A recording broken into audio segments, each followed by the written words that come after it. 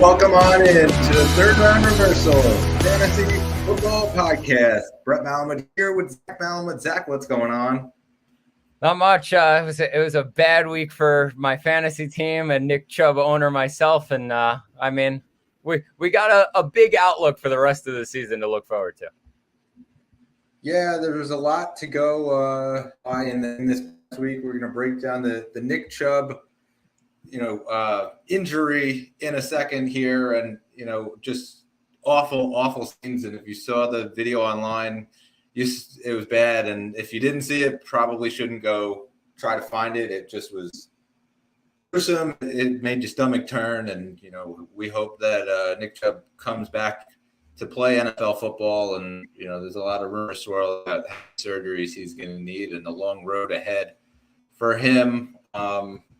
Jerome Ford season right now. We're going to get to that in a minute. We come with some breaking news just a few minutes ago. Cam Akers traded from the Rams to the Minnesota Vikings, a late round pick swap. And Zach, let's just break this down for a second. Cam Akers, he had just a bumpy road last year, going from running back number one, and it was like a surefire thing, to they drafted this kid, Kyron Williams, might be able to pick up some carries later in games. And sure enough, it became that Cam Akers went to the doghouse last year.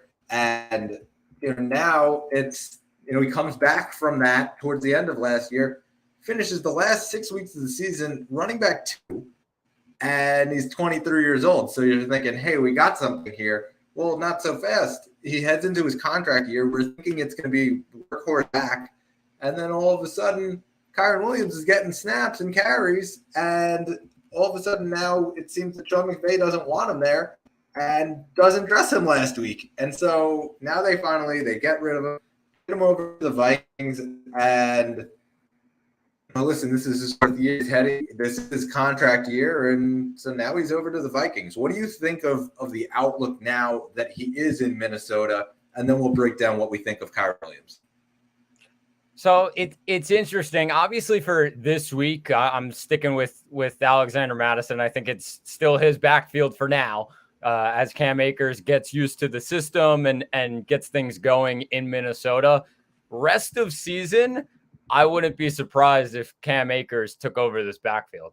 I mean, the speed that he has, the ability to move around inside the box, he's really, really talented. He's super young. I know that Minnesota paid Alexander Mattison, but they didn't pay him big running back one type money. They paid him a little bit less than that. I think it was $4 or $5 million a year. Not too much.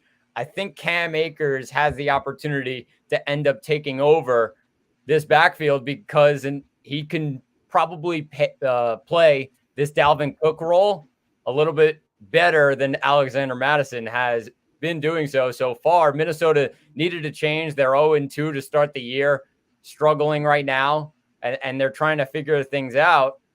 And I think Cam Akers could be a good answer to kind of get things going in this backfield.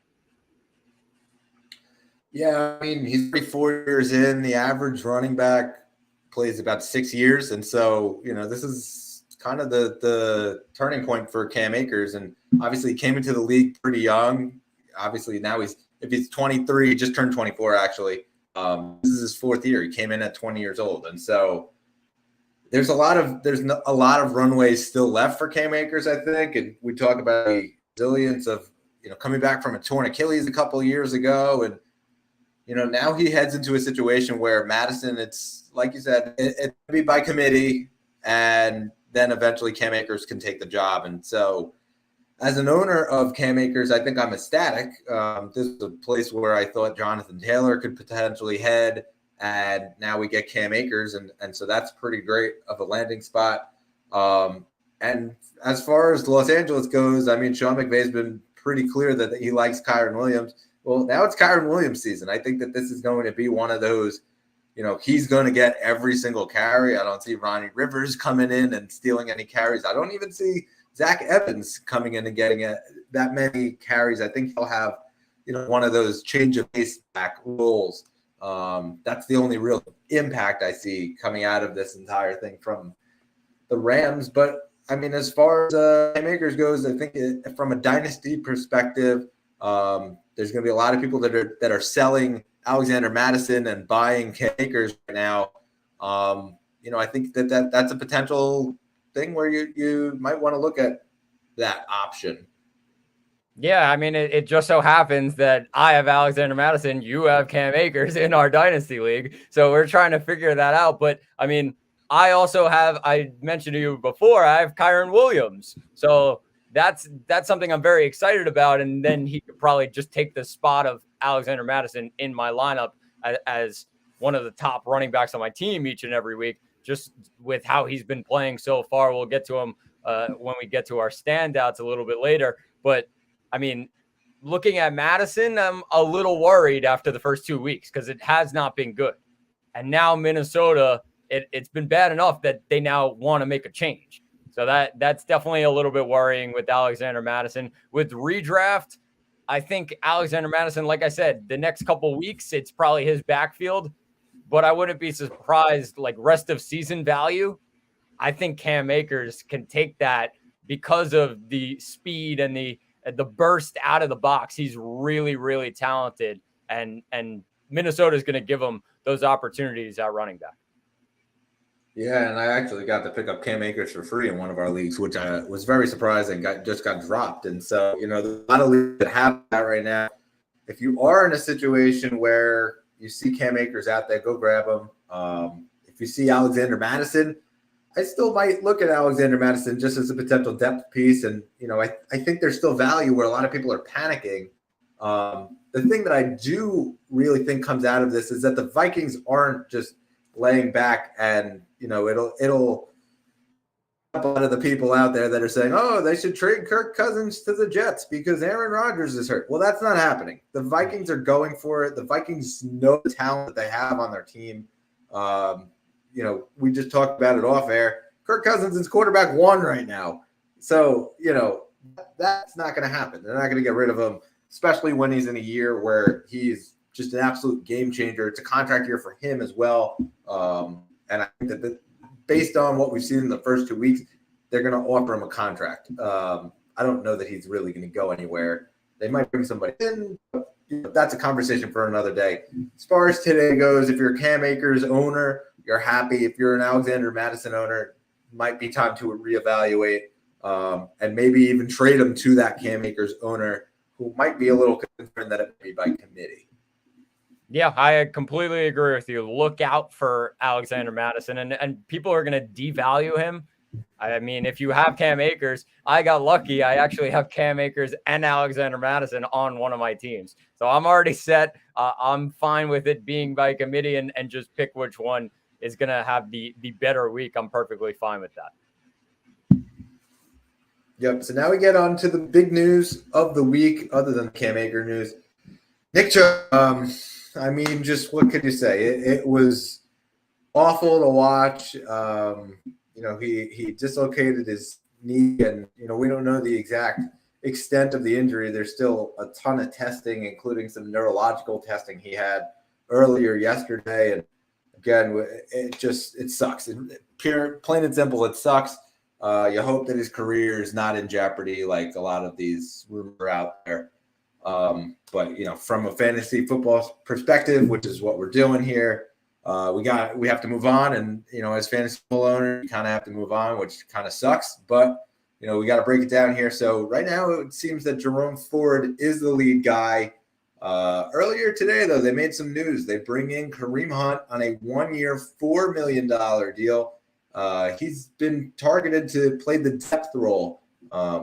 And came out today, Kevin Stefanski saying that Jerome Ford will be their number 1 running back. Of course, we don't know what will happen later on in the season, but there's the chance that Kareem Hunt has the opportunity now to outperform Ford for that running back 1 position.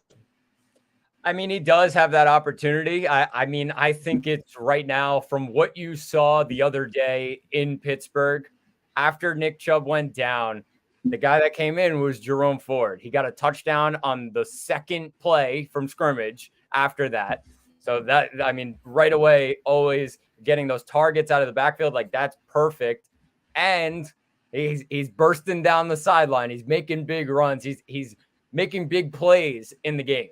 That's why they love Jerome Ford, and that's why they were fine with just having 2 running backs. They got rid of everybody else. They said, nope, we don't need him. We got Nick Chubb, and if Nick Chubb's not doing well, then we get Jerome Ford. I think they ride with that. Of course, Kareem Hunt coming in is a little bit shaky for Jerome Ford. I'm a Jerome Ford owner in about 5 leagues now, so I'm riding the Ford train. I'm all in on him. He could definitely have a big role in this offense because they relied so heavily on Nick Chubb each and every game.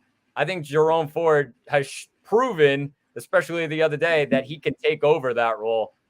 I don't know if rest of season value, that's still a question mark, but for right now, this is Jerome Ford's backfield. Yeah, I think that as far as waiver pickups go, which I processed yesterday, he was the top waiver ad out there. That wasn't named Puka Nacua, who surprisingly is still available in 10% leagues. I just checked about an hour ago. I don't know what the other 10% are doing, but the 90% added him. And yesterday he was available in 25%, that's even more crazy. We'll get the Puka Nacua in a little bit. But as far as Jerome Ford goes, I think that he had like 90% of the carries when Chubb left, when Chubb was injured. And so it's going to be his backfield. Yeah, he ran for a 70-yarder and then had to come out of the game, so he missed out on the touchdown to Pierre Strong Jr. But I'm not sure that that's going to mean anything. I think that I agree with you. Right away, he's running back 1. I'll talk about the matchup in a little bit as far as the season long goes. I think this is a great ad, and if he's out there in your league, go grab him. Yeah, we'll talk about the matchup when we get to Cleveland, Tennessee. I'm a little shaky on it, but we'll get to our next injury. All right, so we go on to the next injury, and it is Saquon Barkley. He sprained his ankle heading down the end of the game. It looked like a game where the Giants were just going to lose to the Cardinals, and then this epic comeback ends with one of the worst things you could hope for as a Giants fan, when you were like, the skies got dark and cloudy, and then all of a sudden it was bright blue skies, we're going to win, and then all of a sudden you're like, oh no, Saquon's down on the field. What does this mean for our season now, as opposed to the game? Great news, though. It was only a sprained ankle. There were a lot of people holding their breath, and this is probably the best news you could have hoped for. He did get ruled out for tomorrow, which was a little bit of a murky thing with Dable the last couple of days, where he might be available, and I don't know how much of that was gamesmanship. But it seems that Matt Breida is likely to start against San Francisco. Gary Brightwell will back him up. They made it very clear they're not signing a backup right away. Might not even sign a backup, this week or this next coming week. And that's the reason, because they have 11 days between their next game when they return from Monday Night Football, which is October 2nd against Seattle. So 11 days in between, and there's a chance that Saquon actually could return for that game. Yeah, it's something to keep an eye on. Obviously, Saquon being out, that's a big loss for some fantasy owners. The one thing about Matt Breida is it's just such a bad matchup this week. You really can't get much worse than San Francisco in San Francisco and that defensive line. So I'd probably stay away from Matt Breida for this week, even though he's going to be the running back 1. I just don't think there's going to be enough to give you a solid fantasy football output in this game against San Fran. But I would pick him up, of course, because I think there is the opportunity. Saquon's injury, like the traditional sprained ankle, you're out. They said like 2 to 3 weeks. So that's like a traditional one. Obviously, Saquon is going to fight through it and most likely will be fighting to play in that game against Seattle. But if he doesn't, then you have Matt Breida on your team, and then you have a running back 1 in a solid matchup against Seattle. So I'd keep Matt Breida. I think he was picked up in a fair amount of leagues. There were some leagues that just stayed away completely, didn't want him at all. They were like, all right, we're leaving him on the waiver wire. I think it's only like 23% of leagues he's rostered in right now, which is quite interesting how people's views on that San Fran game are really happening. But as for this week, just stash Matt Breida on your bench, excuse me. Yeah, I think this is a stash candidate as well. I'm not starting him, but as we've learned from the guy we're going to talk about next, Joe Burrow, I mean, these injuries, they linger. And so there is the potential that a guy like Saquon has been injured before. He, has not really had a very healthy career. It could come back. And this could be something that, for the ankle's an extremely complex bone, and juncture of your entire thing. Could ruin your Achilles, could ruin your calf. So because of that, I think that it is worth a stash candidate just because we really don't know what the long-term future, when I say long-term, I mean at least season-long future of Saquon is. He could be banged up in a couple of weeks and it all comes back to putting pressure on him. I think that stashing Breida is a good candidate. Yep, agreed. All right, so breaking down Joe Burrow now. Burrow tweaked his right calf during Sunday's 27-24 loss to the Ravens. Zach Taylor said on Monday that it is hard to say whether he would be available on Monday Night Football against the LA Rams. Today, there was no injury report because, of course, it's a Monday game, so we don't get Wednesday reports for the Monday Night Football game. So I guess we'll kind of have to monitor for tomorrow, but you're still starting your regular guys, even if Joe Burrow is not there. Yeah, I mean, I don't know. It's a tough one because Joe Burrow makes these guys, Jamar Chase, T. Higgins, it boosts their value up a ton.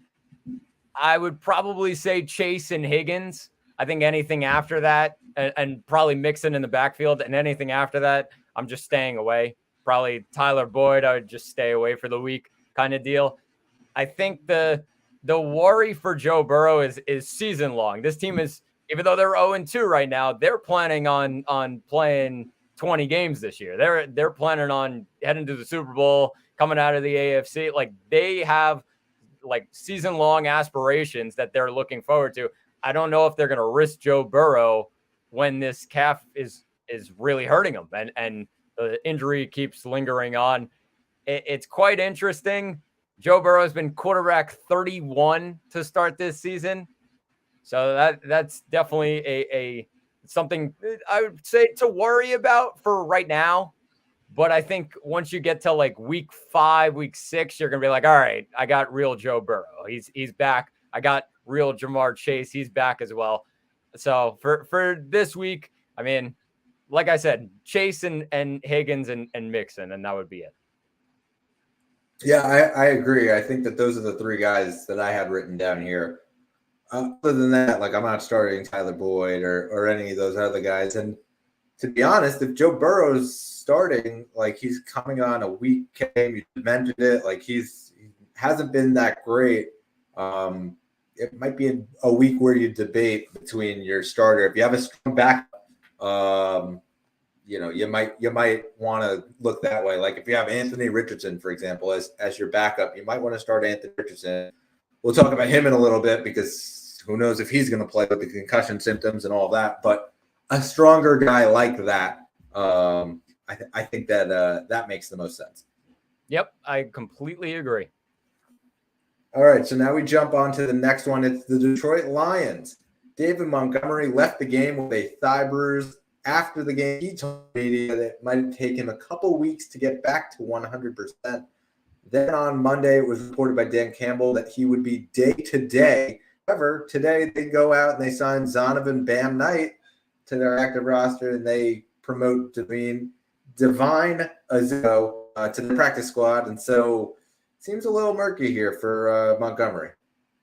Yeah, I think Montgomery is probably going to sit this week out. If I had to guess, I think it's going to be Jahmyr Gibbs all the way. This is what Jahmyr Gibbs owners have been waiting for because Montgomery has been taking a lot of those big runs and obviously inside the red zone getting a lot of carries, something Jahmyr Gibbs owners would be asking for this early in the season.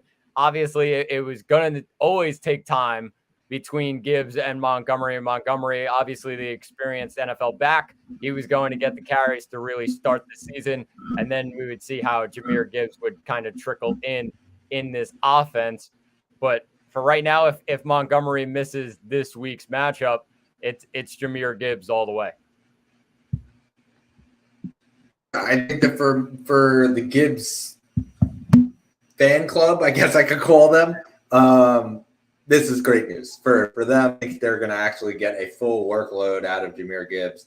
As far as David Montgomery goes, it didn't look that bad. Listen, it looked the way that they reacted to it. It looked like the guy tore his ACL, and so you got a little nervous there with the way they wrapped that knee up. But it wasn't a knee; it's a thigh, which is great. He kind of just took a knee to the thigh, and that's kind of what the injury was. And yeah, that hurts. And so, yeah, he's probably not going to play this week just based on the roster moves. I think that Gibbs will see those touches in the running game as well as the passing game, which we've been able to see that he is a really explosive PPR pass catcher. I think that continues as well. And maybe it turns into something. I mean, I think that what we've seen already might end up being Gibbs's role this year when Montgomery's fully healthy. Minus add a couple carries to his load, but I think that's kind of the role that we're going to see, where the workhorse end up being Montgomery. So these next couple weeks are kind of going to be telling. I think Craig Reynolds also might factor in on some early downs until he returns, just because, again, he's a rookie. They don't want to give him 35 carries. It's not going to make sense to just burn him out, especially with how excited that they are in the passing game and where they might use him there. So we might see a little bit of Craig Reynolds. I'm not sure he has much value whatsoever, unless obviously Gibbs goes down. So a potential deeper league stash, I would say. But other than that, I'm kind of leaving him out there on waivers. But yeah, I mean, this should be interesting to see how Gibbs handles a full workload. Yeah, I agree. He's going to get that full workload. And I think Craig Reynolds, I agree with you. Just keep an eye on him because he probably will get 5, 7, 9 carries in this one. Just kind of be next to Jahmyr Gibbs, and Gibbs would probably get all the work in the passing game.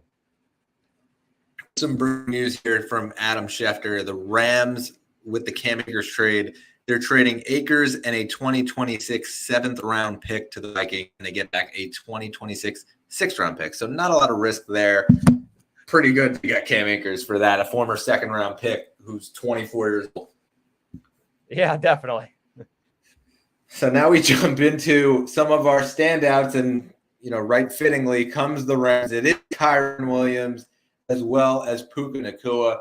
Zach, we got to break down Puka first because, I mean, he's one of the top players in all of fantasy, which is insane to say. He's got 35 targets in 2 games, set an NFL rookie record. I mean, he is first place with 35 targets. Second place, Justin Jefferson with 25 targets. Still 10 targets ahead, which is what you see for, a couple games for some guys. It takes them to get 10 targets, which is unbelievable. I mean, it means no worries. Puka Nacua means no worries. Yeah, I mean, what else can you say about Puka Nacua? Just shocking, really, from what we've seen the start of the season to get that many targets. I found that stat as well, 35 targets, and then Justin Jefferson, 25 targets. Unbelievable what he's been able to do. And I mean, if you're a Puka Nacua owner, great. All right, I found my wide receiver 1. Did I? All right, that's cool. Even though I have some other guys, yeah, all right. Puka Nacua works. 15 receptions on 20 targets for 147 yards. Brett, we were worried that he was going up against San Francisco last week. We're like, all right, pump the brakes a little bit. Oh, he's going up against the top defense. He made it look easy. 15 receptions for 147 yards. Unbelievable. I mean, you're starting Puka Nacua. That's really all I have to say. It's nuts because he's a top 10 option right now at wide receiver, just plain and simple. And yeah, I have him on my teams, and I'm playing him with CeeDee Lamb and with AJ Brown, and it's no question am I playing him or Drake London? Am I playing him or Jordan Addison? Like, I'm clearly playing Puka Nacua in that third wide receiver spot. So, I mean, it's fun to watch. It's just, and the fact that there's all this, buzz now over about Cooper Kupp and is he Cooper Kupp light? I think for when Cooper Kupp comes back, that's the big question right now. What's this role going to be? And that's not for a couple of weeks, but Tutu Atwell, which I'll get to Tutu and later on in the show, but Tutu Atwell is playing this other role where he's only a 1A, 1B target, and he's getting a bunch of targets too. I think Puka Nacua's floor is that Tutu Atwell role when Cooper Kupp comes back. If he's fully healthy, obviously. A fully healthy Cooper Kupp, I still think Puka Nacua is getting at least 10 targets a game. I agree with you. They're going to keep riding him because of that chemistry that he has with Stafford. Why go away from it? Obviously, Kupp could come back in the next couple of weeks. They may push him back a little bit more. We don't know right now. But what I will say for now, enjoy the ride if you have Puka Nacua. Yeah, ride the wave. I think that it's just been so much fun to watch. And I mean, I debated like this past week. I was like, is this a fluke? I had the choice to put him and Michael Thomas. I was going between them. Started Puka Nacua, thank God. And Puka just kind of went off. And so that was, awesome. And I kind of got lucky on that one because I felt like it was a toss-up heading into the week. Yeah, definitely fair. So jumping over to Kyle Williams, we just spoke a bunch about what his season-long outlook is, but he had 14 carries for 52 yards and a touchdown, 6 catches on 10 targets for 48 yards and a touchdown. He was running back 2 in standard PPR leagues, and so Zach, I think Kyren Williams, right, might be a top 5 option also, just based on the workload. Oh, yeah, he 100% is. I mean, obviously the Rams, the one thing is that they're going down in games, and so they're going to be throwing the ball a lot. And then you saw Kyren Williams get 10 targets out of the backfield. What is he, Christian McCaffrey, getting 10 targets and then 6 receptions for 48 yards and a touchdown. Had a rushing touchdown as well. Only 14 attempts on the ground, but that's because they were losing and they had to throw the ball a lot. But you love to see the work in the passing game, and that's what makes great running backs in fantasy football. If they could get those targets besides what they're able to do on the ground, especially in PPR leagues, it works very, very well. And Kyren Williams, a guy to really probably put in the top 7, maybe the top 5 for the next couple of weeks as at the running back position.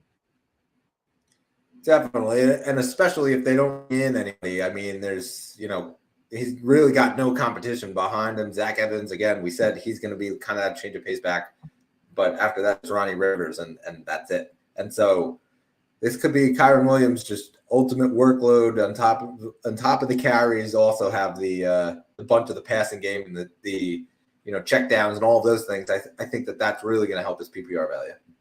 Yeah, I agree.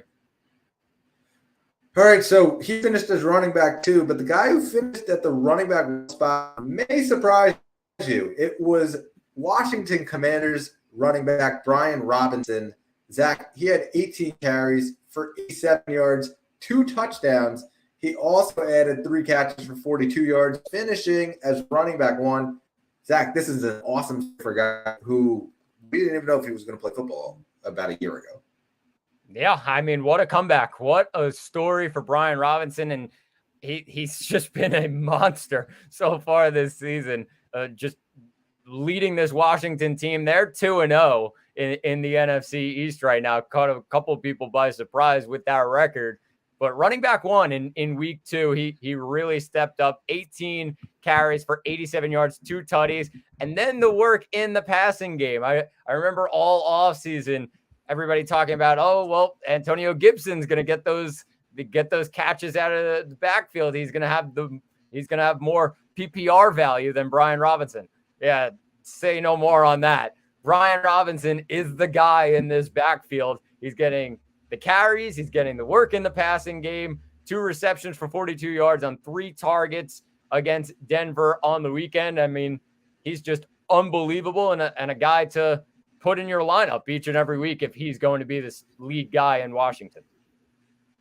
Yeah, I think that he absolutely goes into your lineup now every week. This week might be a little bit of a scarier matchup just because it is the Bills. They might be playing from behind and getting, they're going to have to play from behind and pass the ball more. So I would temper expectations just for this week. But, I mean, the guy's running back 3 right now in the league, which is just awesome. I mean, if you drafted him, you are ecstatic that you picked him.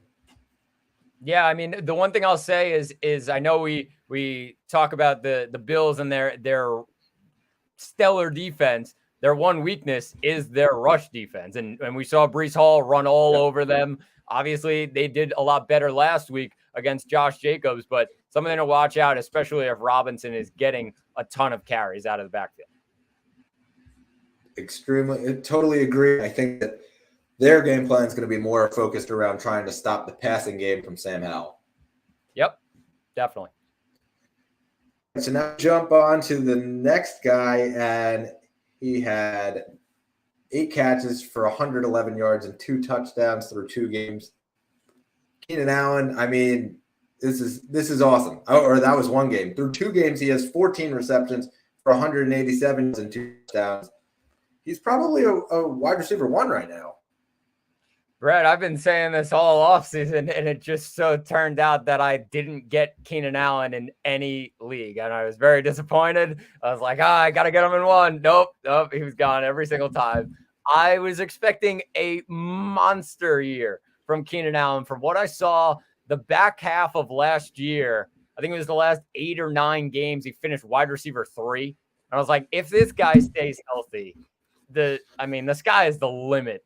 Especially with he's got a couple wide receivers around him in Mike Williams and Quentin Johnson, but he's the guy. He's Justin Herbert's go-to guy, and he's showed it this past week. Like you mentioned, 8 receptions on 10 targets, 111 yards, 2 touchdowns, wide receiver 1 in week 2.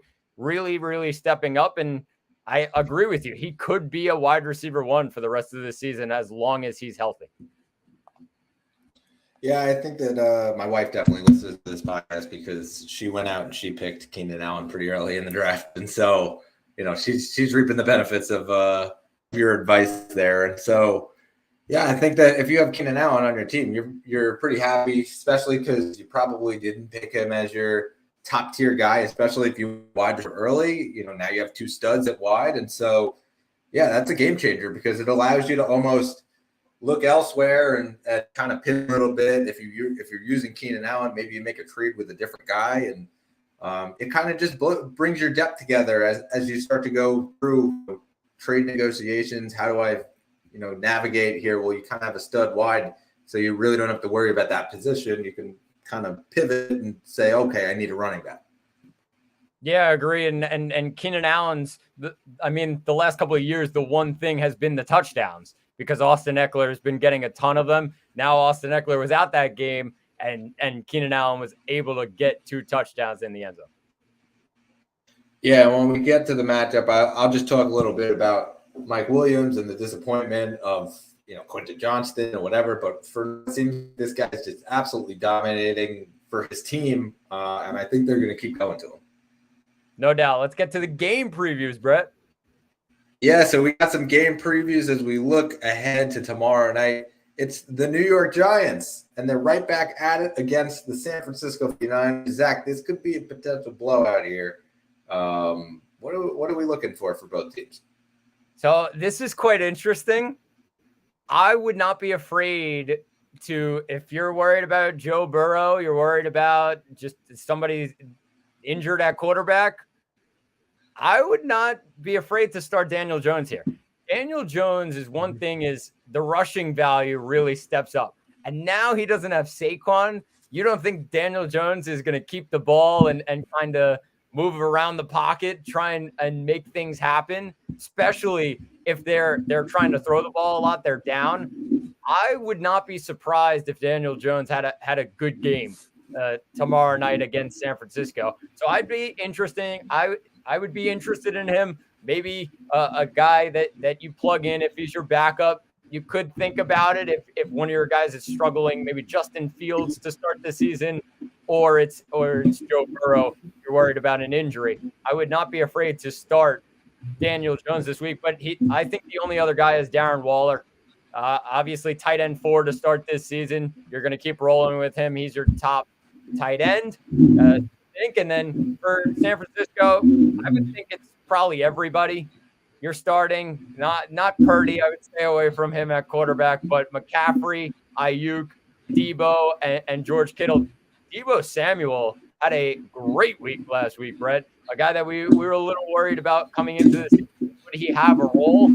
He definitely showed up last week in their matchup against the Rams. 5 attempts on the ground, 38 yards and a touchdown, and then 6 receptions on 9 targets for 63 yards. A guy to look out for the rest of the season. Yeah, I think he's going to actually be the guy this week, and the reason is because Brandon Ayuk seems to be banged up.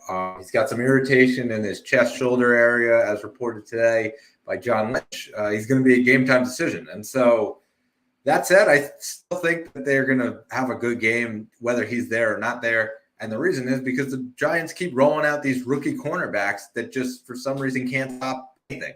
So I think Kittle's going to have a good game. I think Debo's going to have a good game as well. Looking for McCaffrey to obviously do his thing. I'm not worried about any of those.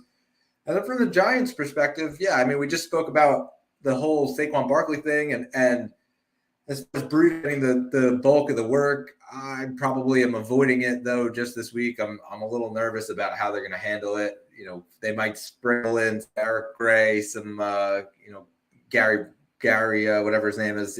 I don't see it happening. So I'm staying away from the Giants' backfield this week. The 2 guys that I'm kind of looking at, other than Daniel Jones, because I 1,000% agree with you. Daniel Jones has a ton of value, especially when he's used his legs, which I think is not going unnoticed. It's causing a ton of people to say, wait a minute, is this guy really good at fantasy? Even though the team's not right, he's really good at fantasy. Yeah, that's true. As long as he keeps using his legs, you're starting him, or at least considering starting him if you have the room. Darren Waller, I mean, he was Daniel Jones' favorite target. 6 for 76 on 8 targets. His usage was epic. Okay, he had 80% route participation. He had a 90% snap share. That's unheard of in the league.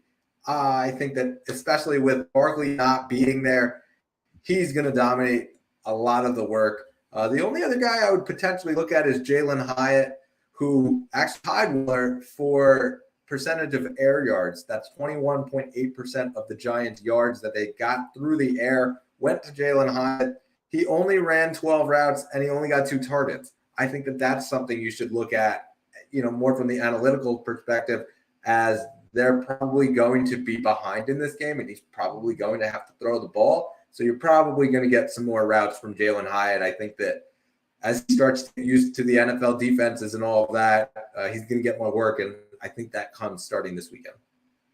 Yeah, I agree with you. And you saw what Puka Nacua was able to do against San Fran last weekend. Jalen Hyatt, a guy to look out for in probably deeper leagues this week. Yeah. And so now we go to our next game, Indianapolis. They travel to Baltimore for a Sunday 1 p.m. tilt. And Zach, I think the big question mark here is who is going to start at quarterback for the Colts. Anthony Richardson, he's still in concussion protocol as of today. And I think that if we just break down last week, he was awesome. I mean, he just turned something out of nothing. He had 2 touchdowns on the game. Obviously, he banged his head on the back of the end zone on that second touchdown, which caused the entire concussion, and he got pulled from the game. But he still 2 touchdowns. I think it was awesome. Gardner Minshew, he did a great job handing the ball off to Zach Moss. I think that was about the extent of his good job. Zach Moss, he finished the game, 18 carries, 88 yards and a touchdown, 4 grabs for 19 yards, were on 4 targets, and he outplayed just the rest of the backfield. Deion Jackson had 0 touches. We were talking about him a couple weeks ago. I quickly pivoted, to Zach Moss, and he might be the guy. Well, he seems to be the guy. For me, I think that it really depends on what is the situation at quarterback. And, if Richardson's in there, you could be comfortable starting a guy like a Michael Pittman. If Gardner's there, I'd be a little concerned about that.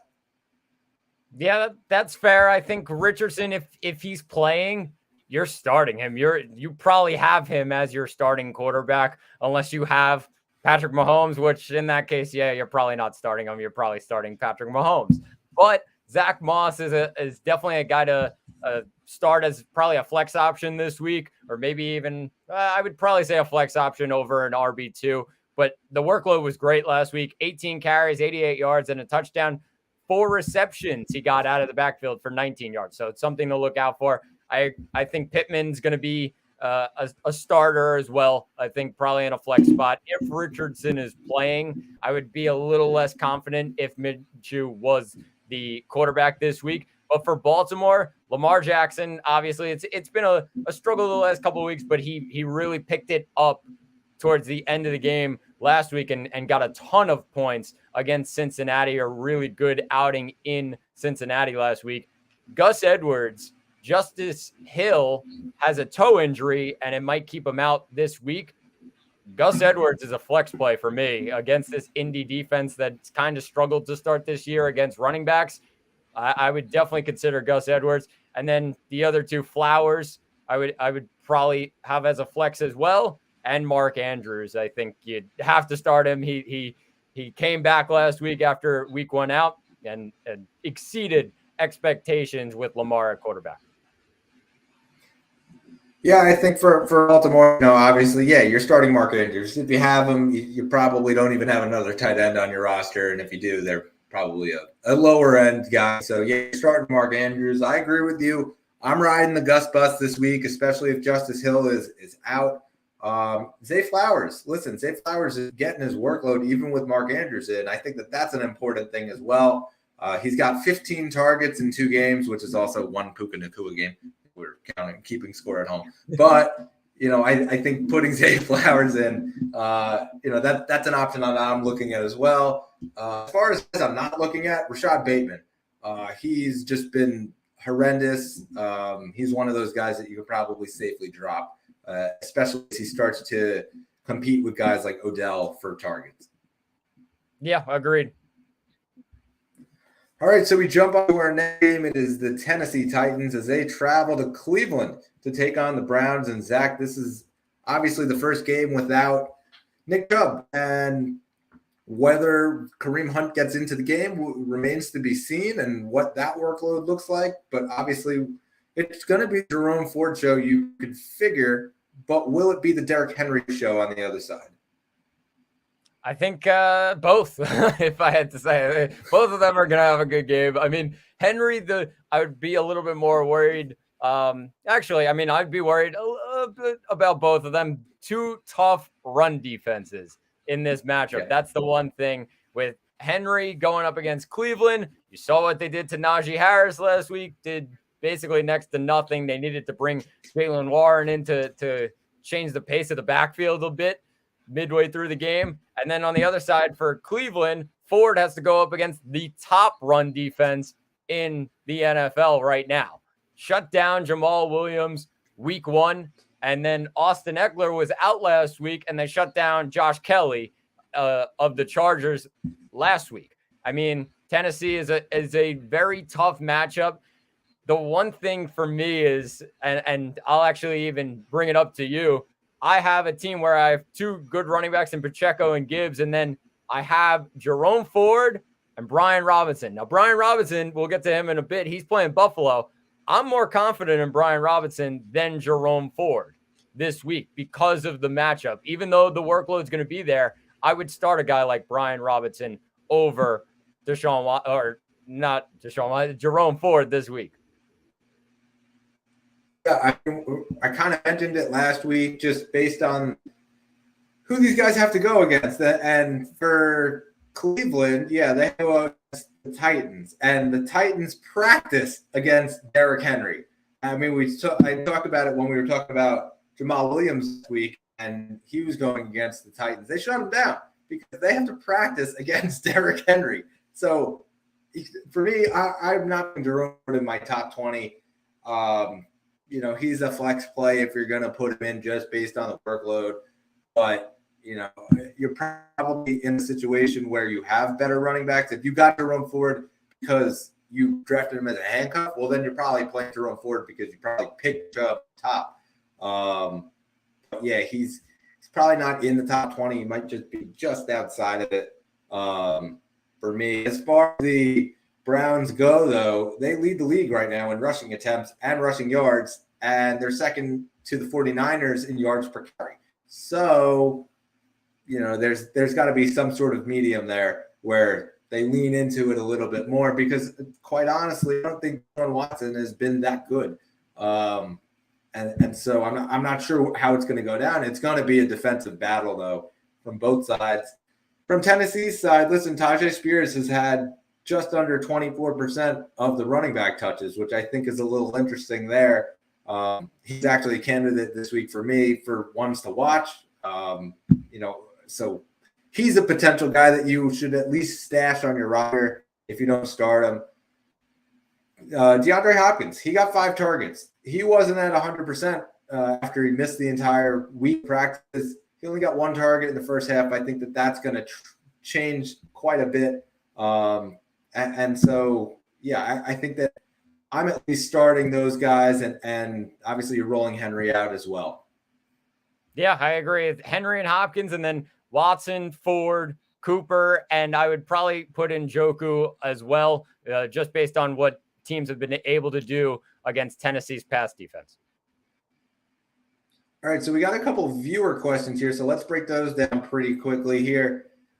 We got a question from Bronson. Bronson says, do I trade A.J. Brown for Devontae Adams? Zach, what do you think here? Tomatoes. I don't know. They're kind of the same. I mean, you really can't go wrong with either one of them. I mean, the one thing you would say is probably an upgrade at quarterback for A.J. Brown. So you may prefer that, but you can't go wrong with Devontae Adams. Yeah, I think it's kind of a toss-up. I know that, I'm an A.J. Brown owner. It was a little bit of a, stressful week, I'll say, for last week. You saw them arguing on the sidelines, and, he wasn't getting targeted and all that. But it was because the defense was kind of closing in on him. And obviously we saw what Devonta Smith was able to do as a result of that. I think that there's going to be weeks where they kind of have to start playing high up against Devonta, watch that long ball. And so I think A.J. Brown actually results from it. But, yeah, I think it's a toss-up here between the two of them. They're both going to get their targets. I don't really have – I mean, if I had to say one or the other, I'd say A.J. Brown. But at the same time, you can't go wrong with Devonta because he's a stud. Yep, no doubt. All right, so now our other trade question here, 10-man PPR. Do I trade Jamar Chase and Ramondre for Olave and Bijan? Zach, this is a good question for you as an Olave and a Bijan owner. I was going to say, Brett, this is right in my zone. I'd be all in for it, even though Jamar Chase was probably your 3rd or 4th pick overall in the draft. It just hasn't been a good start. And if you can pick that up now with Olave, who's been really solid through 2 weeks, and Bijan, who's also been really solid through 2 weeks. I mean, Ramondre's been okay, but you know that Zeke's going to get some touches in that backfield. Obviously, Bijan has Algier next to him, but you're expecting Bijan to grab it. I'm all in. That's right in my zone. Olave and Bijan, I would take that any day of the week. Yeah, I think that they've proven that Bijan is going to be the focal point of the offense. And so for me, yeah, I think Olave is a pretty good upgrade, especially because, as we just mentioned, a little while, we're kind of unsure of what's going to happen with Joe Burrow and the long-term lingering effect of that injury and whether it's going to be season long. I mean, Jamar Chase jokes like right before the season starts, he should sit 3 or 4 weeks, Joe Burrow, and that might have actually helped. It might have actually been a thing that could have helped. And now I'm not sure that he's really going to have the time to do that other than a bye week unless they shut him down. And so, yeah. And then as far as the Ramondre thing goes, listen, I think that the Patriots are going to find themselves down in a lot of games. They're not really that strong, and so they're going to be passing the ball a lot. So, yeah, I'm slam dunk, hit the accept button. I'm taking Olave and Bijan. Yeah, if you could, like I said, if you could back up maybe a mistake with Jamar that early with a guy who went in the first and a guy who went in the second, you got to take that. Yeah, I definitely agree with you. And yeah, smash that accept button. Thanks for all your questions, and remember, you can leave them in the comments. We're going to try to get to as many as we can. But let's break down the next game here as we head to Miami as the Denver Broncos take on the Miami Dolphins. Zach, right now it seems that Jalen Waddle is in concussion protocol. Is that something to be concerned about? Definitely a little bit. Yeah, I mean, if he is out, then Tyreek Hill might have an even better game than he had in week 1. So that's something to look out for as a happy Tyreek Hill owner. But definitely something to monitor for maybe the next week or so with Waddle, because it might linger on. Hopefully it doesn't, and he's ready to go. But I mean, something to look out for this week, especially. It was a Sunday night game last week, so a little bit of a late start to the week. But, I mean, you're still going to be riding with Waddle rest of the season. I mean, you shouldn't be worried about it. But like I said, Tyreek might have a big game. I think Tua and Mostert are definitely starter options right now. Mostert had a monster game against New England's defense. 18 carries, 121 yards, 2 touchdowns. And then he also had a reception on 1 target for 6 yards. So work out of the passing game as well alongside Tua. And as long as Jeff Wilson Jr. is out and Devon A-Chain is not doing a ton of work in the backfield, it's Mostert's show. And he's definitely showing up in the first couple of weeks. For Denver, quickly, Brett, Javonte, Judy, and Sutton, I think, are the 3 guys I would look out for. Javonte, it's been a slow start for him. I think he can maybe bounce back this week against Miami, just depending on what's going on. They did a good job against New England's backfield. I'd still ride with Ramondre this week as a flex play.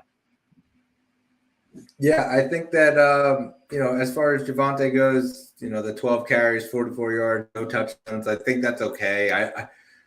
It's going to get – some of those weeks are going to be like that where you'll see a little mix of Samaje Perine and whatever. But, he's still starting. I agree. And the one thing I will say, as far as the Broncos go, don't get fooled by that Marvin Mims stat line and you see 113 yards and you're like, wow, that's a guy that you might want to stash, but I'm not sure that I'm starting him at all. It was only on 2 catches, 1 bomb.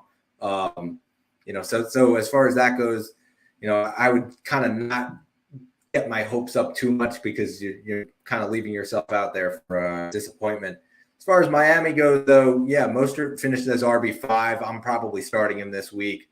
And Denver hasn't been that good against the run. And so I think that, like you said, as long as Jeff Wilson Jr. is not there, A-Chain's not there as well, or A-Chain is doing little, you're probably putting him there. And then, yeah, I think this is going to be a Tyreek game. And it might end up being one of those games where you see Tyreek kind of go out for 7 or 8 yards and then turn around rather than the long bombs. Yeah, something he had to do against New England. They kind of kept that in check and didn't allow deep balls. And Denver does a good job with that as well. Yeah. So before we get to our next matchup, King Ahmed got another question here. Should I consider trading Michael Pittman for Deebo Samuel? Zach, you want to take this one? I mean, I would say yes from what you've seen in the first couple of games. The one thing I'd say is, rest of season, it's pretty crowded in San Francisco. Richardson, that Pittman's going to be his top target. So that's something to consider. I would probably take Deebo just because of the value both in the run game and the passing game. I think that just gives you a little bit more than Pittman's able to offer. But I would you can't go wrong with keeping Pittman as well. Yeah, I think that this is similar to that other question where it was A.J. Brown or Devontae Adams. I think this is similar values, and you kind of can't go wrong with either guy. I like Deebo in this situation just based on the fact that they started using him as a rusher again. And that was something we got worried last year that they weren't going to do that. They shied away from it completely because they brought McCaffrey in. They figured out a way to make it work. But yeah, I also you can't go wrong with Pittman because he's going to be the guy with Anthony Richardson there. The knock on that is Anthony Richardson going to be there because he keeps lowering his shoulder every time he tries to run outside the pocket. And the injury is just kind of looming, which is scary as an Anthony Richardson owner. So yeah, I would say take that trade as well and take Deebo. Yep, definitely. All right, so thanks again for questions, and you can leave them in the comments if you have any. Breaking down our next game, it is the New England Patriots as they take on the Zach Wilson-led New York Jets. And Zach, I think the biggest question for me as far as the New England Patriots goes is, what happened to Juju Smith-Schuster? What happened to Juju Smith-Schuster? People, if they watched third round reversal while the season while we were looking forward to it, yeah, all right, we weren't high on him. I don't know.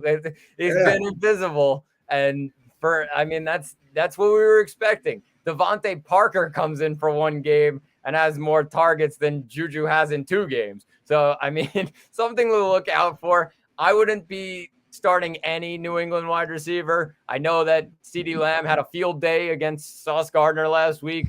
I think that's a once in a while type thing against Sauce Gardner and this Jets defense. I think it's got to be Stevenson and Hunter Henry, who's been great to start this season. Last week, 6 receptions on 7 targets, 52 yards, and a touchdown. So something to look out for. Rest of season value, he's definitely skyrocketed in the tight end market, where it's pretty hard to find consistent tight ends. And like I said, Ramondre as well, you're starting him as probably an RB2 or a flex play against this Jets defense. I think for the Jets, it's a real hard question in this backfield right now, because I would say you're starting Breece Hall because of the big plays, and you saw what Mostert was able to do against New England. I'm not high on Dalvin Cook this week, Brett. I don't know. I mean, although New England's rush defense is not great so far, I think Dalvin's a low-end flex. I'm actually benching him in a couple leagues, taking better options over him. And then, Garrett Wilson, you're obviously starting. The targets is what I really like. He had 8 of them last week. Although they didn't connect on a lot of them, he only had 2 receptions, 83 yards. He bursted through the defense for that touchdown. He got you a good week of points, but you have to be optimistic with how many targets he got this past week. So first, I just have to come out and say that I'm very disappointed that you just attributed all of CeeDee Lamb's work to Sauce Gardner not playing well. Sauce actually took notice on X and put out, I guess there was some Dallas Cowboys fan account that put out, 143 yards against Sauce, and all those targets and all those catches and all that. And Sauce was like, go watch the tape. I don't know what y'all are talking about. And we all then went and watched the tape. It actually seemed that out of the 143 yards, Sauce was only covering him on one of those targets, and he actually deflected the pass away. And so they kind of were staying away from Sauce, which is hilarious to see. So it kind of falls on the rest of the line there, DJ Reed and Bryce Hall and all of them, but wasn't Sauce, so stay away from my guy. That said, I don't think that this is going to be a great game for the Patriots as far as it comes with anything. As far as it comes with the rush, I think that this is a game where the Jets are going to try to blitz as much as they can, and almost kind of like what was happening last week with them by the Cowboys, where they were kind of trying to put the pressure on the quarterback to try to make a mistake. I think that Mac Jones is one of those guys that, if you send the blitz at him, there's a chance he's throwing a pick. And the Jets have the talent to get the picks. Obviously, so week 1, Jordan Whitehead, the safety, and then you throw Reed in there as well, Sauce in there as well. They have the talent to be able to make those interceptions. So I'm actually going to say that as far as the Jets go, if you have the Jets defense, it might be a good week to start them, because I think they are going to blitz a lot. That said, Hunter Henry might be the only guy that I'm even considering starting on New England. He had 6 catches on 7 targets, 52 yards, and he did score a touchdown. Yes, he's a starting tight end. The tight end position in a lot of cases is touchdown dependent, and I think the best chance of getting a touchdown is through Hunter Henry. As far as the Juju thing goes, he had 5 catches, 28 yards. I think this is something we kind of saw coming for a while, and he got 6 targets, and that's a lot, but it didn't really amount to anything. They were using him in very short yarded situations. And now, again, he's going against a Jets team that doesn't really let anything go. Obviously last week, you can take the CD stuff aside. They kind of did a good job of shutting down the rest of the offense there. That said, on the Jets side, the thing that really does scare me, and the stat that I pulled that kind of makes me go, oh, wait, really? The Jets are one of 3 teams, with the Steelers and the Panthers being the other 2. They don't have a rushing attempt inside the 5-yard line, which that's just makes you go, wait a minute, what? And yeah, they scored a lot from the outside. They passed a lot from when they were within the 10-yard line. That's a scary stat for me. Breece Hall only got 4 touches. That I'm not reading into. That I think is a ludicrous point, just to kind of say, hey, the Jets got killed by the Cowboys, and the sky's falling because Breece only got 4 touches. They were behind the whole game.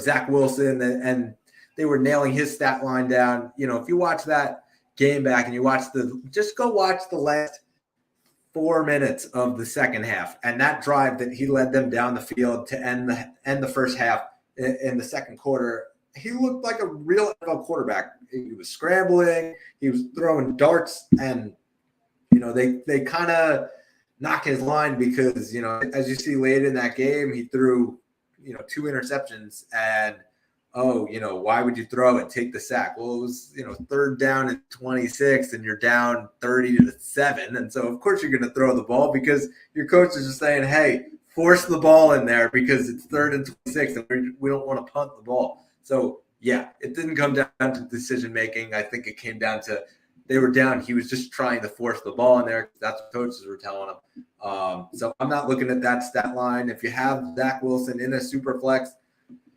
this could potentially the week start him just based on the fact that I think his receivers are going to make some moves. I'm curious what Belichick tries to take away. I think he's going to try to take away the running game rather than the Garrett Wilson side of things. And so it could actually be a decent game for Garrett Wilson. That said, I'm not worried about the Jets the same way that some of these other media members are. Yeah, I agree. And they'll keep rolling on. Like we said, Wilson, you got to keep trusting him. And even though he got only 2 receptions, you got to keep riding with those 8 targets. Yeah. And as far as Dalvin goes, I'm not starting him this week. Just based on the fact that I need to see more. And last week I didn't really get to see that. Breece, I'm rolling out there though. I think Breece is going to get more touches this week. Completely agree.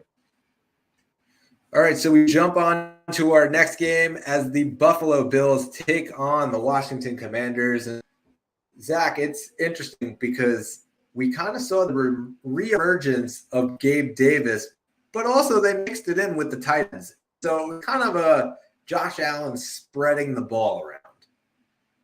Yeah, it's weird because obviously you're expecting Stephon Diggs to do everything on planet Earth and be Josh Allen's absolute everything. And I mean, Gabe Davis had a really solid game, 6 receptions on 7 targets, 92 yards and 1 touchdown. You're going to get those Gabe Davis games once in a while, but you're not going to rely on Gabe Davis as a consistent fantasy starter. We're expecting that from Gabe Davis each and every year, one of those boomer bust type of games that he has each and every week. I think this week he's probably a low-end flex because maybe you're riding high on Gabe Davis after last week. You could be because Washington let Marvin Mims just absolutely soar through their defense last week on a couple plays, and he had a monster week. So that's something to look out for, and maybe Gabe Davis can try and do the same this week. But for Buffalo, it's pretty much everybody against Washington this week. Allen was QB6 in week 2. James Cook has been a monster to start this year. You definitely hit big time if you drafted James Cook. 17 attempts, 123 yards. You would like to see maybe the touchdowns come up, but they have 2 goal line backs in Murray and Harris there for that. Diggs, you're obviously starting. And like I said, Davis, and then maybe the tight ends in Kincaid and Knox. You definitely have to roll with every single one of them. Yeah, I agree. I think that they're one of those offenses where they're going to have so many mouths to feed, and yet all of them are being fed. And so it's pretty awesome. Just like Gabe Davis had 6 catches, 92 yards, and a score, and we kind of didn't see that coming. Obviously you're going to put Diggs in there, but listen, Kincaid had 6 targets, Knox had 5 targets. Like it was split right down the middle. And yeah, James Cook, and I own James Cook in one of my leagues, and it's awesome. He has been awesome. I would say that the one knock is kind of like I just said with the Jets. Like only 2 of his carries this season have been inside the 20-yard line. So yeah, we want those touchdowns to come for James Cook, and no, hopefully it does start to roll around. But even if they don't right now, I think he's getting a heavy enough workload that you're still comfortable with the nuts he's put. Yeah, agreed. And for Washington, it's got to be Brian Robinson. You're obviously starting from what he's done so far this season. You got to ride with McLaurin. And I think Dotson started off a little bit slow. I'd probably put him as a low-end flex if you really don't have any other options. I'd most likely stay away. Buffalo's defense is really good in the secondary. Yeah, I agree on both. And again, like before, just playing against that front line for the Bills, I think, Robinson, you might want to temper some expectations, but you're probably still starting because he's back 3. Yep, agreed. All right, so jump into the next one, and it seems to be the battle of the rookie running backs. Jahmyr Gibbs going head-to-head with Bijan Robinson as the Falcons take on the Detroit Lions, 1 p.m. start. And, Zach, I mean, the one thing for me here, yes, we could talk Bijan and Gibbs all day long. I think it's another running back there that might end up having a little bit of an impact. Tyler Algier, listen, he had 46.6% of the running back touches, and I think Algier right now might have a pretty big role that you might want to start him in that flex spot. I agree with you. He definitely could be a flex consideration because he gets all those carries. Like obviously you want Bijan to be getting those. Bijan did actually a great job last week because he made the most of his carries. He ran for over 100 yards. So he definitely made the most of his opportunities. And Atlanta obviously knows, all right, Bijan's, our guy. We drafted him 8th overall for a reason. He's going to be a monster. I think they're going to just kind of ease it in still. And then they'll make him into a monster maybe later in the season or into next year. They make him that lead guy, that number 1 guy, instead of really the passing down back and then some carries, which he's then making the most of. Algier's probably a flex consideration, but I feel like you might have better options on your roster because you probably drafted Algier as your handcuff for Bijan. So I think you have better options. You're probably rolling with them. Obviously, you're starting Bijan because what he can do is unbelievable. The big surprise from this week, Brett, was Drake London, and you talked about it last week that you were benching him until proven, and then the week after he proved it, and 6 receptions on 7 targets, 67 yards, and a touchdown. The one guy that didn't prove it, guy that I have, is Kyle Pitts. He's really struggled to start this season. I'd probably stay away from Kyle Pitts. Same thing you did with Drake London until he proves me wrong and proves that he should be starting in my lineup. Yeah, I hope that Arthur Smith came out of the game last week and just took a mental note and went and wrote at the top of his notebook, throw the ball, because it worked. Look, when they throw the ball, it works. They have a guy who they picked in the top 10, and he can catch the ball. And so, I was excited with the fact that London had 6 catches, 67 yards, and he had a crucial touchdown too, which that's awesome. To come up in the biggest moment, that's the way that you prove it to your coach. And hopefully they start to go back to him. Yeah, Pitts, he had 2 catches for 15 yards, and it was on 5 targets. And so, some of the throws weren't that great. And so, it is what it is.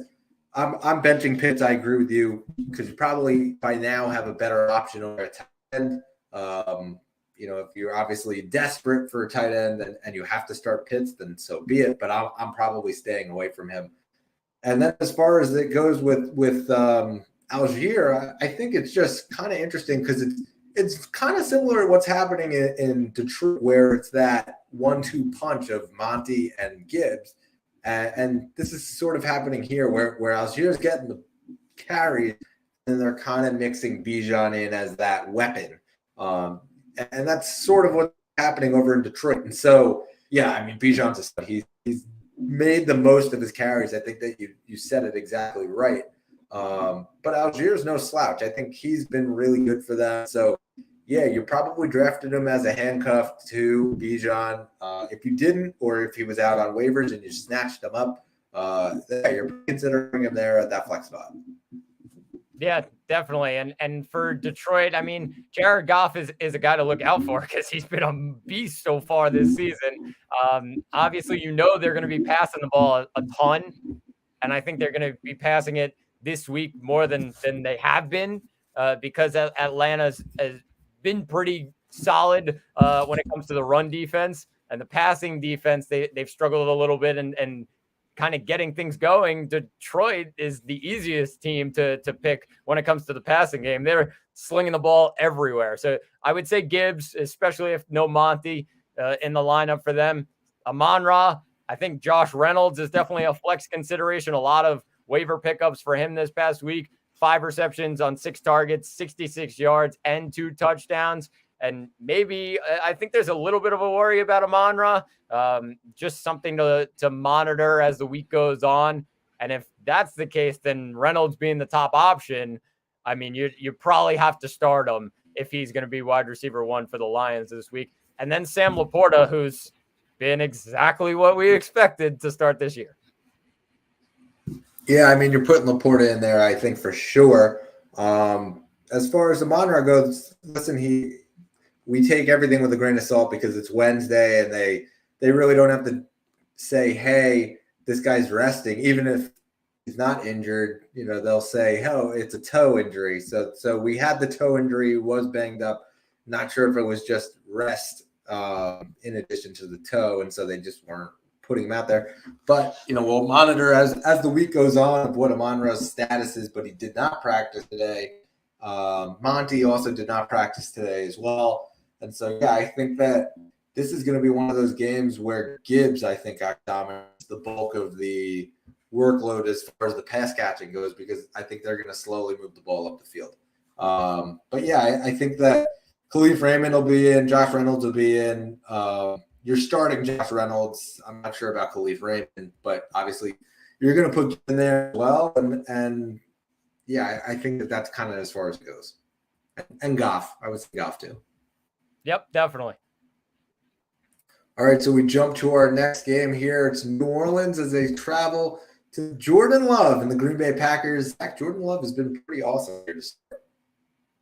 Jordan Love has been pretty awesome. Obviously, you're not starting Jordan Love in fantasy football, but he's been pretty good so far. So, I mean, you could put him on your bench, like stash him on your bench if he keeps going and keeps showing up for the Packers. They have a good amount of options that they could definitely roll with, and it could help his value.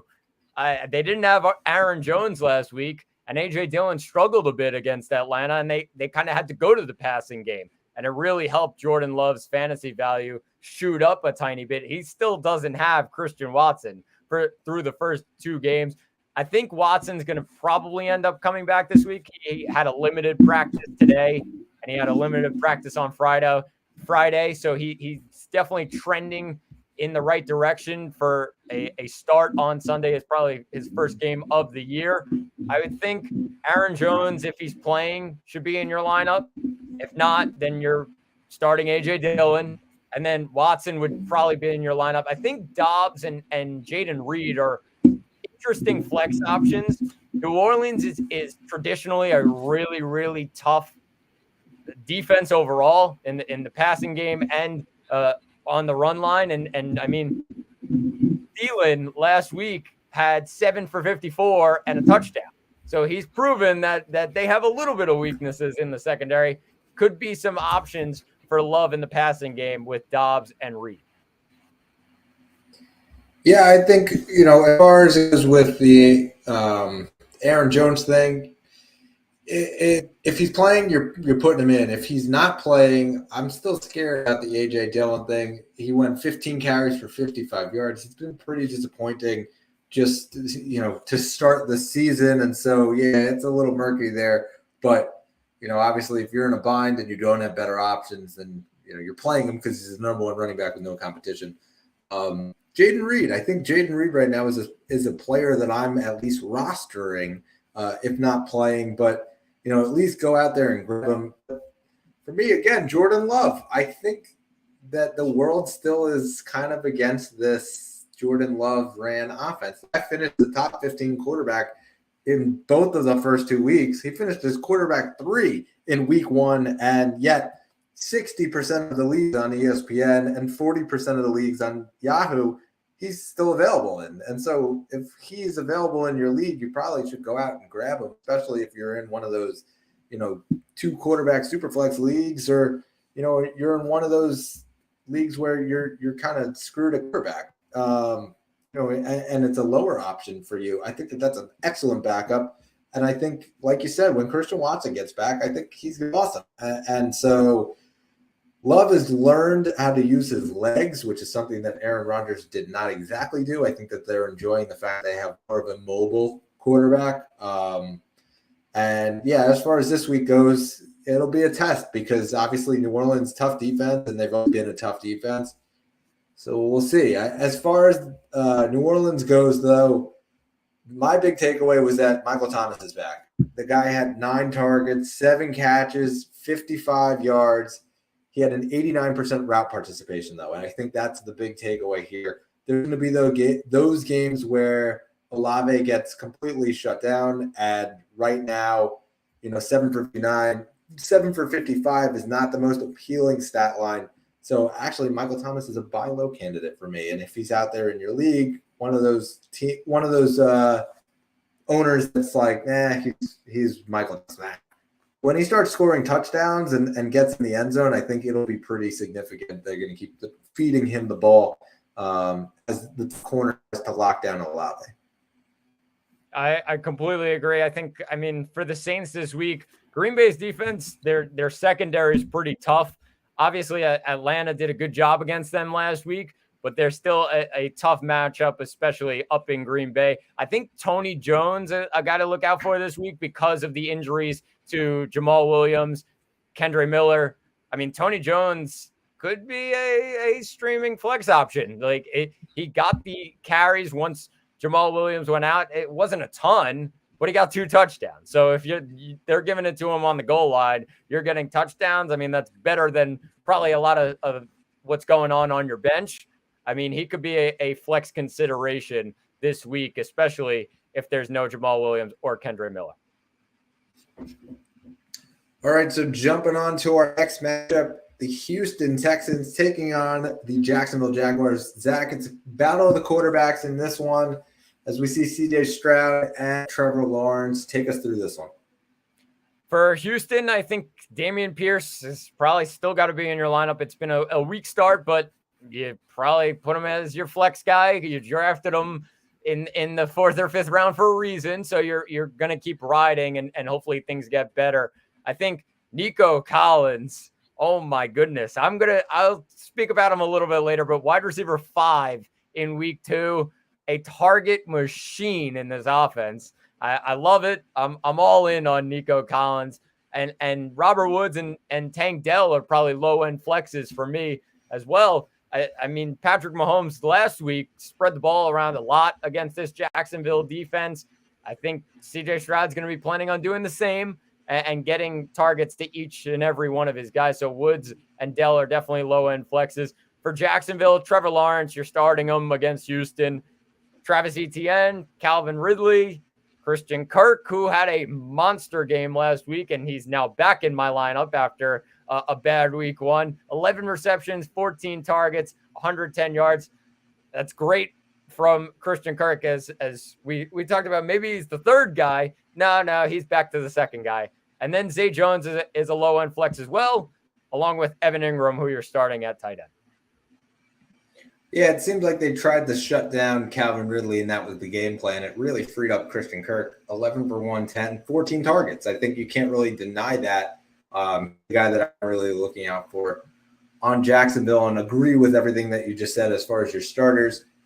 Houston, listen, we said it a few weeks ago. Tank Dell is going to be a thing. And he was a thing. He had 7 for 72 and a score.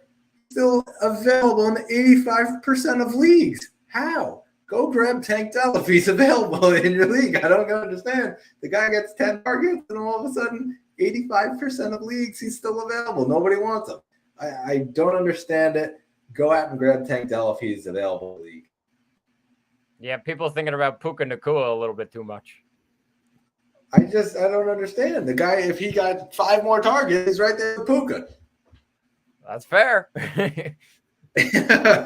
So we jump on to our next matchup, the last in the 1 o'clock window, the LA Chargers and the Minnesota Vikings. Zach, I mean, now we talk about the Cam Akers and whether he'll have a role in this offense, but is Alexander Mattison going to be able to take advantage this week to maybe save his job? Yeah, I mean, I think he will. I think you're starting Madison probably as a flex. I don't know. I think you might have given up on him as an RB2 just based on the first couple of weeks, but he's a flex for me this week against the Chargers. Kirk Cousins is quarterback 1. So if you don't have Patrick Mahomes or Josh Allen or Jalen Hurts and thinking about, all right, maybe I can go elsewhere at quarterback, Kirk Cousins, pick him. I mean, Tennessee, you saw what Ryan Tannehill was able to do against the Chargers last weekend. Start Kirk Cousins, and then Jefferson and Addison, and then TJ Hawkinson, who was a monster last week. Tight end 1 against Philadelphia, a really tough defense.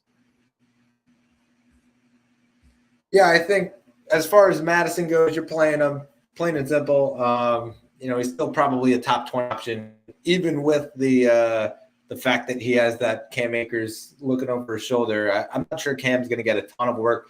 He's going to have to get into the playbook. And, it's already Wednesday. He hasn't got to the facility yet. And so, they might draw up a package for him. But as far as the work goes, there's a chance he doesn't even play in this game. We'll see.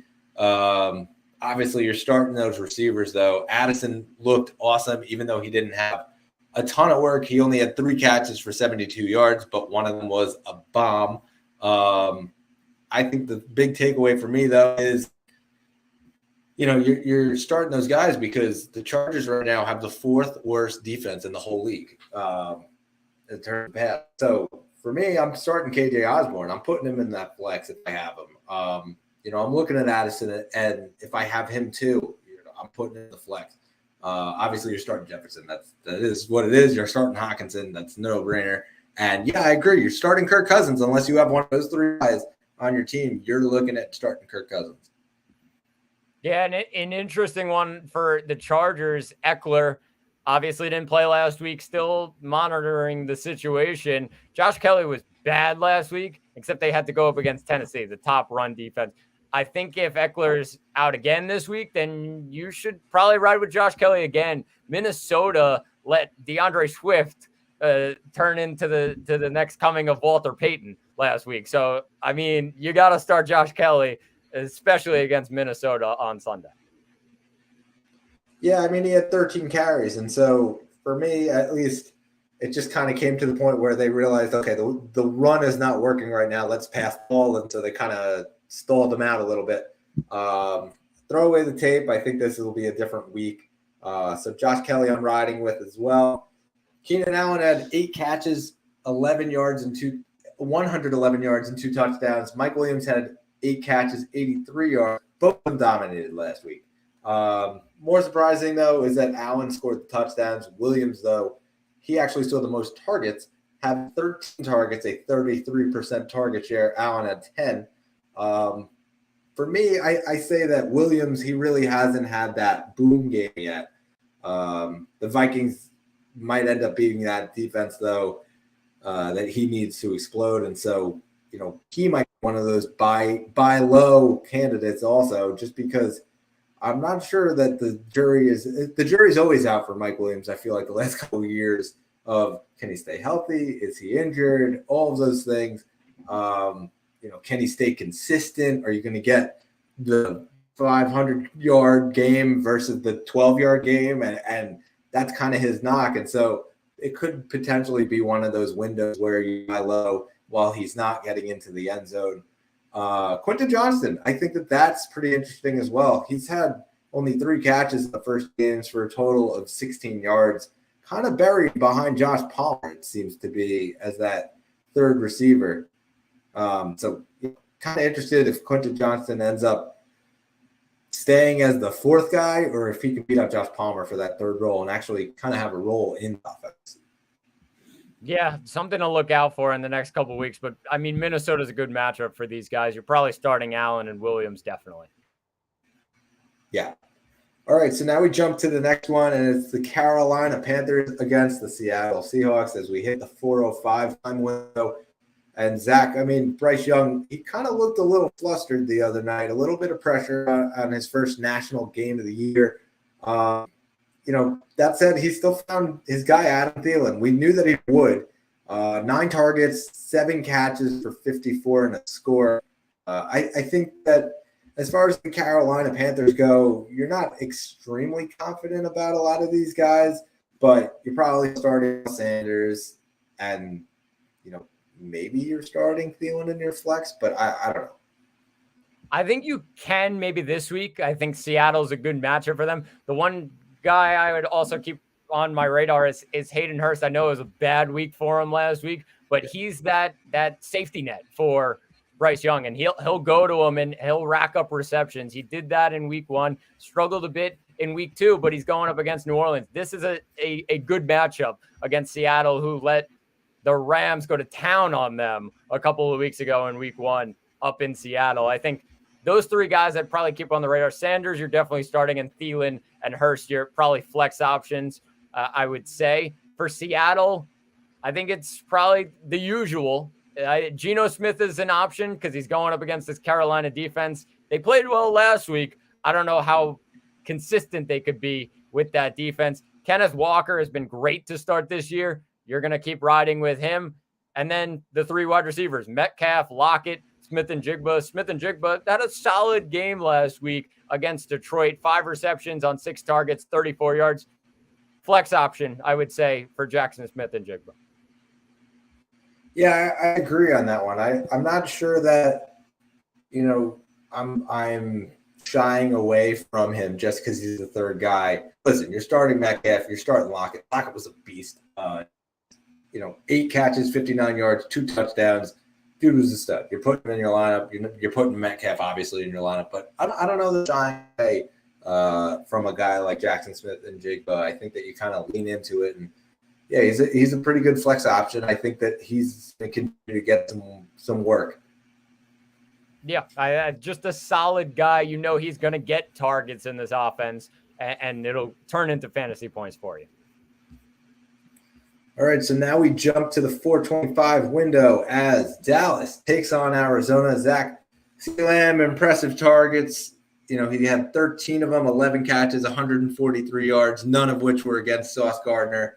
Didn't score a touchdown, but he was very impressive. And now he gets a Cardinals team that had an epic collapse to the New York Giants. So what do we feel here at Dallas?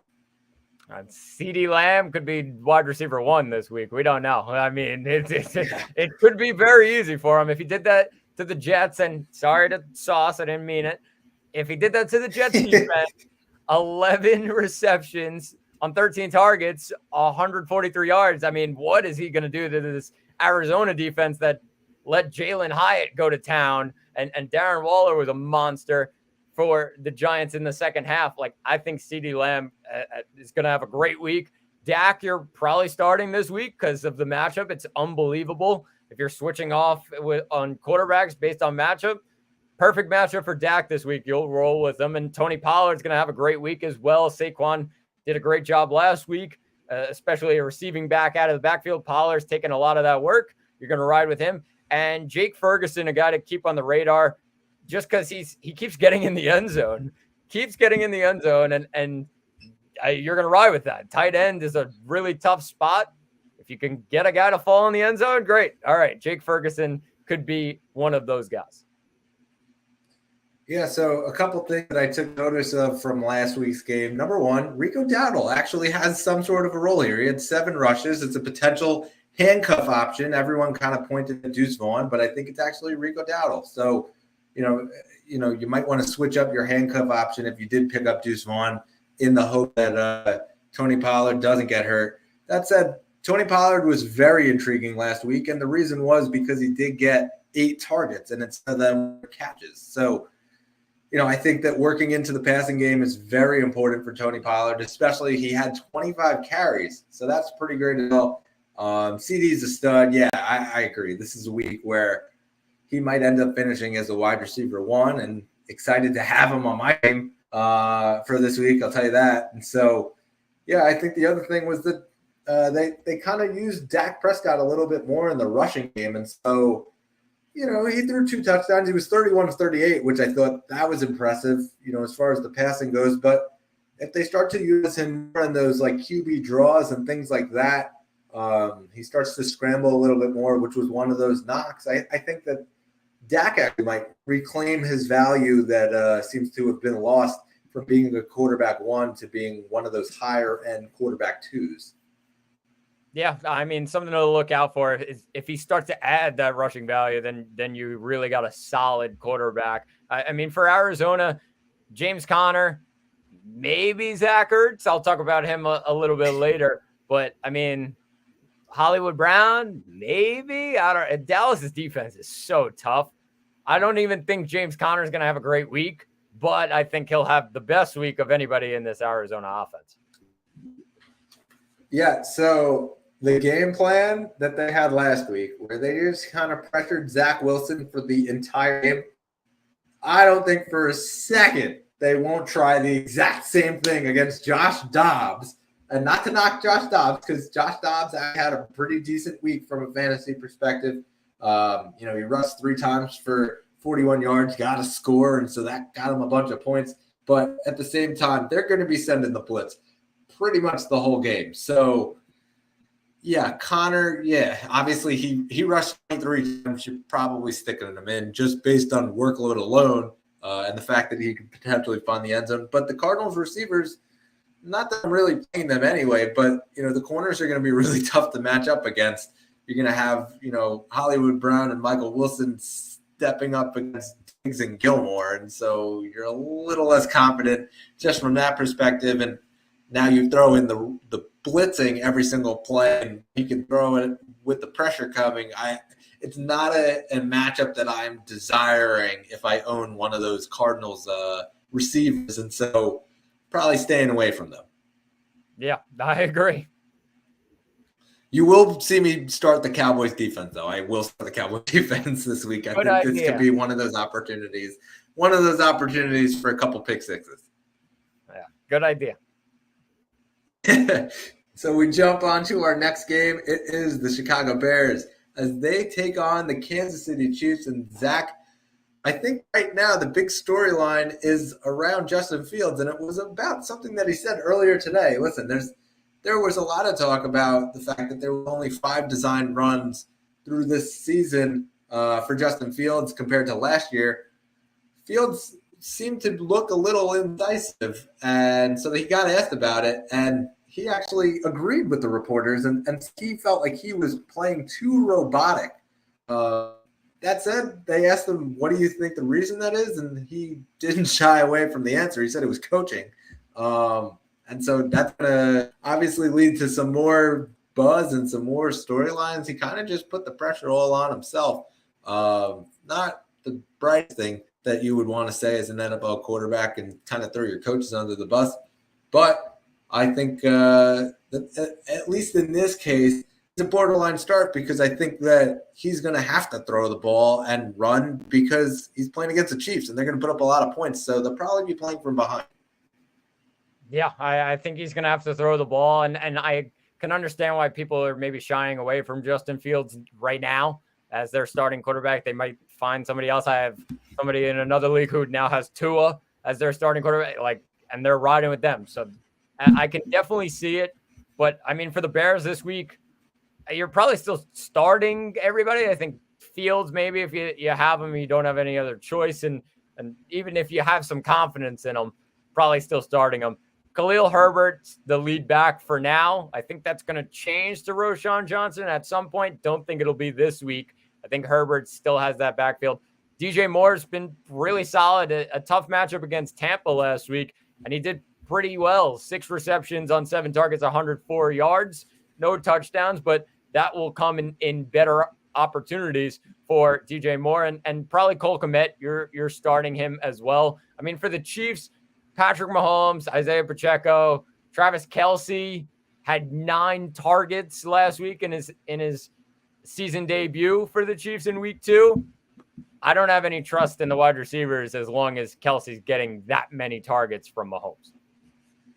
Yeah, as far as the Bears go, I mean, it's interesting because, like, the sky is falling right now for Chase Claypool. He got 8 targets, only 3 catches, and they tried to work him more into the game as, the rumblings come out about the first couple of weeks and the laziness and things like that. When you hear the term of laziness get thrown around in the first 2 weeks of the season, you know it's not really a positive thing. And so, yeah, they're trying to get Chase Claypool involved more. And I'm sure it's coming, so I'm kind of leaving him out there. But, yeah, Cole Kmet and DJ Moore, they're staying in the lineup right now. They've gotten a heavy workload.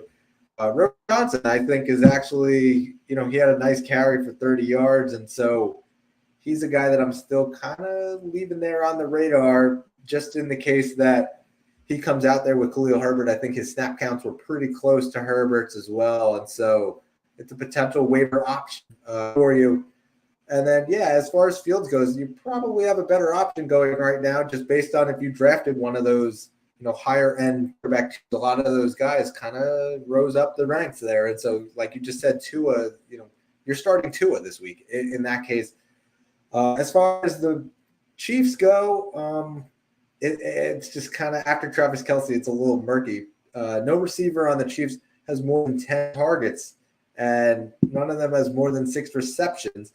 And the only one to get 70 yards so far is Justin Watson. And so pretty eye-opening stats there when you take a look at it and the talent that's surrounding Patrick Mahomes. And, we talk about the Kadarius Toney in week 1, and then, Sky Moore in week 2 is the positive, the opposite end of the spectrum. I'm still kind of shying away from the starting lineup, at least, other than Travis Kelce. And then obviously you're rolling Patrick Mahomes out there. You're not worried about that front. Interested to see what's going on with Isaiah Pacheco and his health, something to monitor at least for the next couple of days, and whether he gets a start.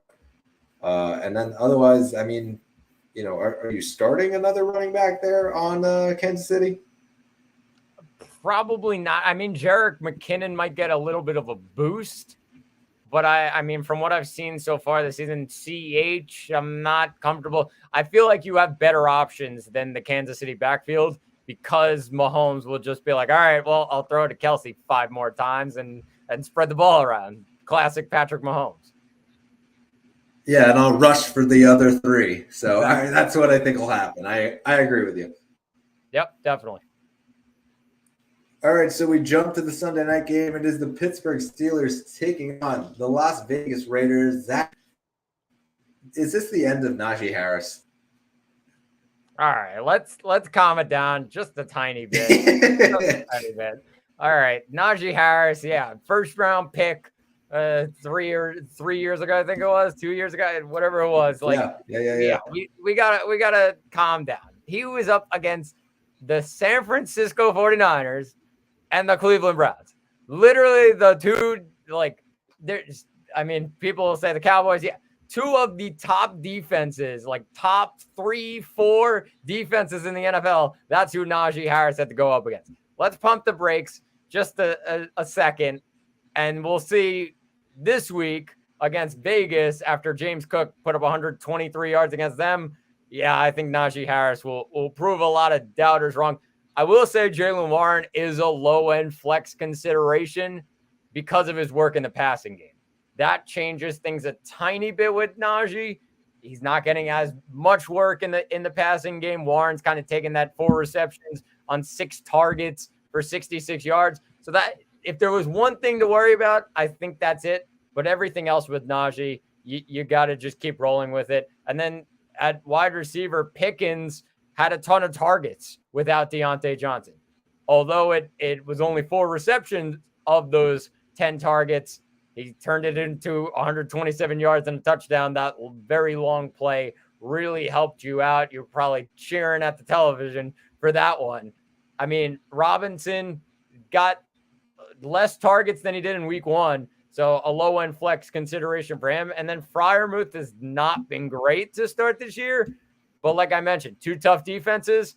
He'll get an easy matchup against Vegas this week. Yeah, it was pretty obvious that the Pittsburgh Steelers staff doesn't listen to our podcast because I pretty point blank said put Allen Robinson in the slot and he'll be awesome. And they put him out wide. And so he did not make any sort of impact at all. He only had 3 targets, 2 catches, 12 yards. Pretty big disappointment. The staff over there, but hopefully this week around they stick somebody out wide and put Allen Robinson in the slot where he belongs. I think Jaylen Warren's interesting though. As far as it goes, the 6 carries for 20 yards, not thrilling by any means. Again, like you said, Najee only had 10 carries for 43 yards. They were going against a tough defense. It's not like he was outplaying him at all. That passing game is kind of where the butter is. And he had 4 catches for 66 yards. He had a 30-yard, breakout like screen pass. And that I think was the eye-opening play where we were like, wait a minute, Jaylen Warren? Yeah, that's pretty cool. He had 6 targets on the day to Najee's 3. And so, I think that this might be one of those weeks where we kind of see a little bit of a split because they have something in Jaylen Warren. I think Najee's still the one. I'm not shying away from that. And I think that Najee might actually be a pretty buy low candidate for a lot of these people who are freaking out this week that Najee's not anything. Because I do think he is something. The Raiders' worst run defense in the league. So I think they're going to lean into that quite a bit.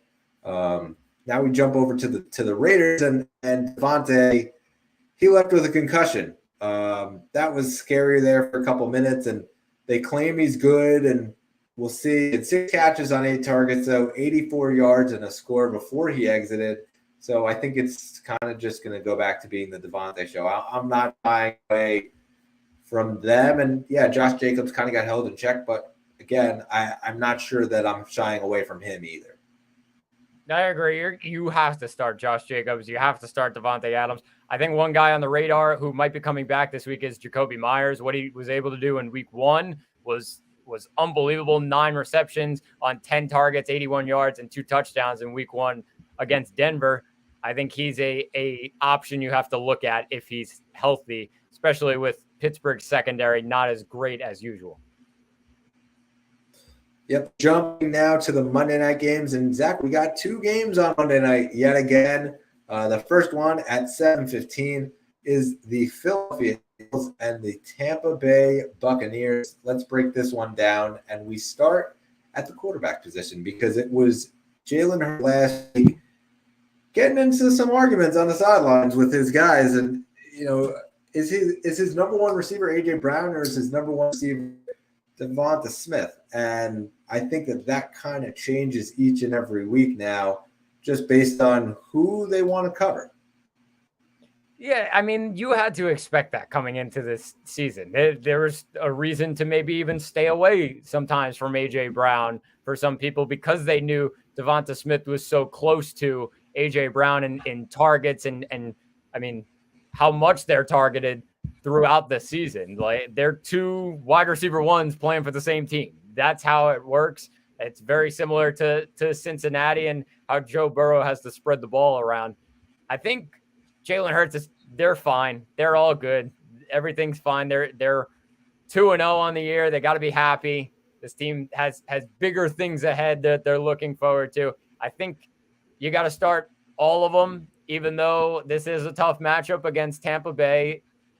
Although Chicago made it look somewhat easy a little bit last week, especially DJ Moore, some deep balls from Justin Fields a week ago. So there could be opportunities for Philadelphia. But Hurts, Brown, Smith, obviously starting them. Goddard is another one you're going to start. The question for me is the backfield. DeAndre Swift, I have a nice question mark next to it. 28 attempts, 175 yards, and a touchdown. And then the receptions over the weekend or on Thursday.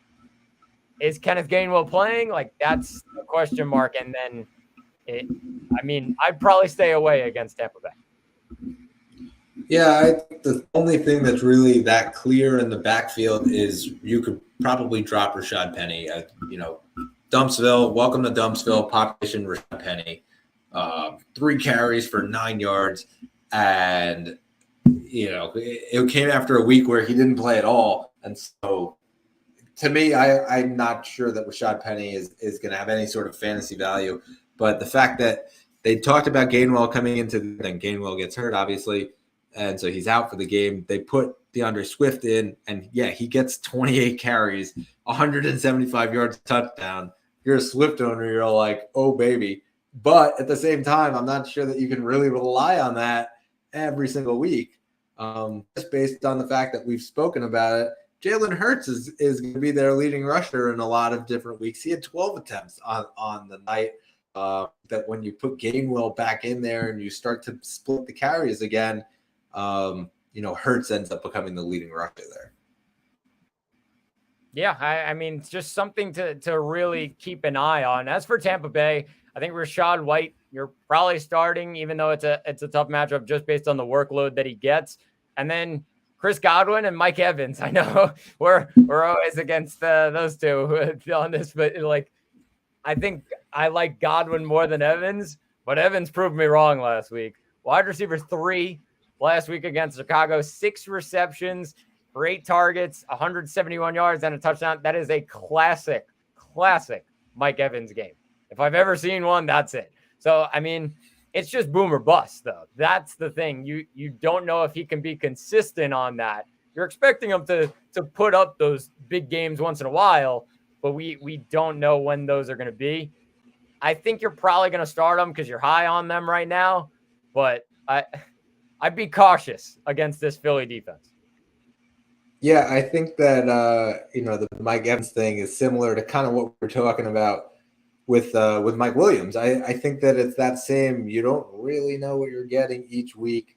But yeah, you're putting him in the lineup. You're just kind of hoping for the best, obviously.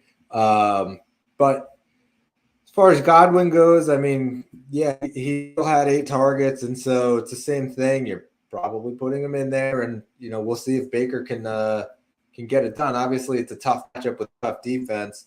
At the same time, Philly hasn't been what they were last year. You could see that from the first 2 weeks. They're not the same defense, even though they're still a strong defense. They're not. It didn't seem like they were as strong. But yeah, you're probably still putting Godwin in there.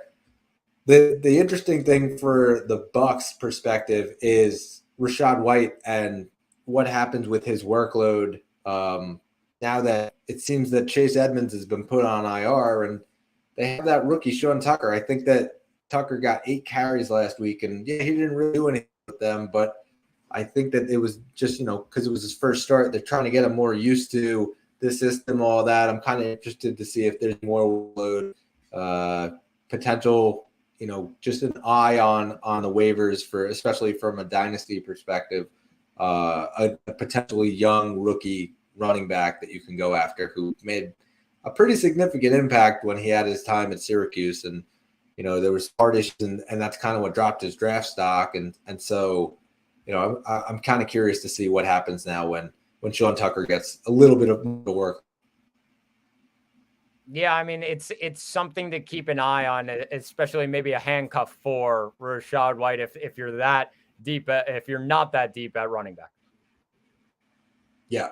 So now jumping into the last game of the week is the LA Rams taking on the Cincinnati Bengals. And we spoke about it a few minutes or almost an hour ago now.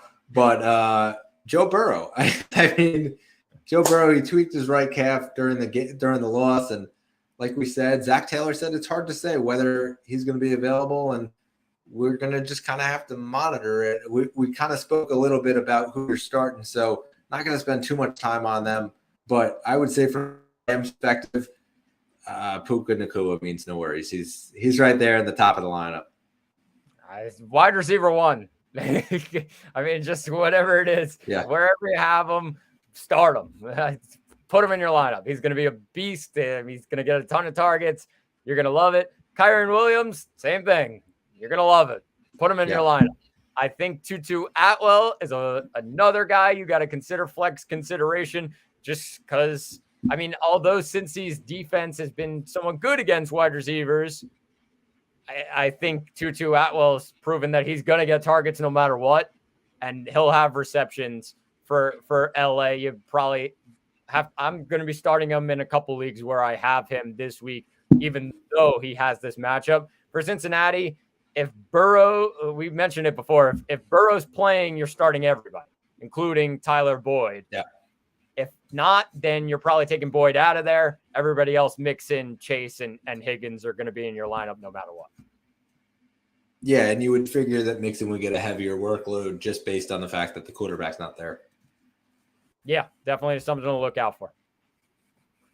All right, so speaking of flexes, let's wrap this one up here with our lock of the week and our one to watch. Lock of the week is our flex option, your top flex option. So anybody who's ranked lower than 20 in the consensus rankings. And Zach, last week was a rough week for me. I picked Breece Hall, and he finished with 0.9. He didn't even get a point in PPR points. And you picked Jamal Williams, who didn't do much better. He only had 2.9. So it was a bit of a struggle, but you did take the point. And so you get first choice here in this week. Yeah, I'm taking. I've mentioned this guy before. I love it. I'm all in on Nico Collins, wide receiver 5 in week 2.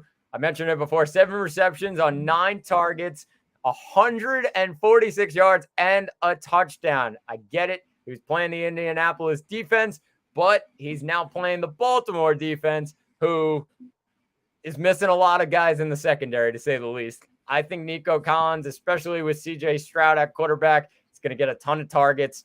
Ride with him this week against Baltimore. Yeah, and as I try to get back in the standings here with you up 2-0, you're 2-0 here on the lock of the week.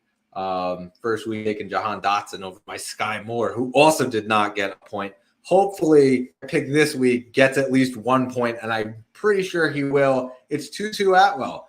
Tutu caught 7 passes for 77 yards Sunday against the Niners, 9 targets. The week before that, he had 6 for 119 on 8 targets. I think that the targets are going to continue to come. They're going to continue to feed Tutu. And listen, he just needs 1 catch to get more than I had as 2 guys combined. That's fair. I think he could get it for you. I hope so. I really do. So we'll move on to our ones to watch. We are tied 1-1 here. The first week, I took Deion Jackson. You took Van Jefferson. Deion Jackson ended up being a bit of a bust. And so I pivoted, and it kind of worked out. I went to Zach Moss, who finished with 20.7 points. He is one of the top waiver targets this week. So that's pretty awesome. And so, proving that it's bad this year. Zach, you went and you took Zay Jones, who got 6 targets. Unfortunate game. I mean, listen, he got injured, and by the time he came back, the game plan has sort of changed. And so, we can't really count it a wash because 20.7 is great. But, a donut there, big 0 for Zay Jones. And, obviously Zay Jones will have more this week and potential waiver ad for next week. I'll go first here. And my ones to watch here is actually owned. These are guys that will be a waiver target next week. They have to be owned in 50% or more. This guy owned in 48%, which means 52% of people do not have Jaylen Warren on a roster. And I am not sure why. We just spoke about it. Like, he's got a role. And I think that this is going to be one of those weeks where the Raiders aren't that good at run defense. And, Najee is, again, it's not the end of Najee by any means, but I think it's going to be one of those weeks where we figure out, hey, the Steelers can actually go with the dual backfield and be significant at both ends. So I think that Warren is going to have a bit of a role, and that passing game is really going to help his cause as well at getting into your lineups. Definitely a good one and a guy to look out for this after this coming week. And I think for me, I'm going with Zach Ertz. I think tight end 7 so far this season. 12 receptions on 18 targets, 77 yards. I mean, what that proves to me is he's just a check down magnet. That's all you need at tight end sometimes. We got to find guys on the waiver wire. This guy's tight end 7 from 12 receptions into 77 yards. Doesn't even get close to 100 yards. That's fine. He's playing Dallas and then San Francisco. That means a lot of checkdowns. Josh Dobbs is his quarterback. I'm riding with Zach Ertz. It's not going to be great weeks. It's just going to be enough to fill that tight end void if you're really struggling to find one. A guy to keep an eye on who's done pretty well after injuring himself last season. He's come into this season being maybe the number 1 target for Josh Dobbs. Yeah, and I think it's a good pick just based on the fact that the tight end position, we always say it's one of those touchdown dependent positions, especially for those, outside the top 3 guys, which are obviously volume based. The rest of them are, if you score a touchdown, you had a great week. And if you didn't, then you're with the rest of the tight ends in the league. And so Zach has an opportunity that when they do get down low in the red zone, if he is that safety valve, there's more of an opportunity that he can have to score those touchdowns. So it is a good pick, and I do agree with Zach Ertz being your pick and Jaylen Warren being my pick. Zach, this was a long one here. We got almost 2 hours here. Next week, we're going to recap week 3 and preview week 4. Any last words for the crowd here? I mean, have fun with Nico Collins and Tutu Atwell. They're going to be booming this week. And, of course, Puka Nacua. Puka Nacua means no worries. Please subscribe to us on YouTube, wherever you get your podcast. Give us the thumbs up as well. And in the words of Aaron Rodgers, the night is darkest before the dawn. We will rise yet again. We will catch you next week here on the third ever Fantasy Football Podcast.